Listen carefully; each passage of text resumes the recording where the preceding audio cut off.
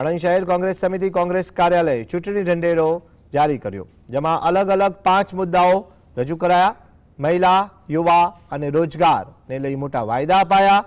પ્રદેશ કોંગ્રેસ પ્રવક્તા હેમાંગ રાવલે કહ્યું, મહાનગરપાલિકાઓની તમામ નોકરીઓમાં તાત્કાલિક અને કાયમી ભરતી કરશું, જેમાં સ્થાનિકોને પ્રાથમિકતા અપાશે। મહાનગરપાલિકા હસ્તક નવી આધુનિક હોસ્પિટલનું નિર્માણ કરાશે। વોર્ડ દીઠ 24 કલાક ચાલુ રહે તેવા હેલ્થ સેન્ટર શરૂ કરવાની પણ વાત છે। શહેરમાં નવી એસી સિટી બસની વ્યવસ્થા ઊભી કરાશે, જેમાં મહિલાઓ, વિદ્યાર્થીઓ અને સિનિયર સિટીઝનને મફત મુસાફરીનો લાભ અપાશે। પાથરણાવાળા અને નાના વેપારીઓને લાયસન્સ આપી વ્યાપારિક માન્યતા આપી વિશેષ માર્કેટ ઊભું કરાશે। ગુજરાત પ્રદેશ કોંગ્રેસ સમિતિ દ્વારા ચૂંટણીના યુદ્ધની અંદર ઝંપલાવવા માટે સમગ્ર તૈયારીઓ સંપૂર્ણ કરી દેવામાં આવી છે।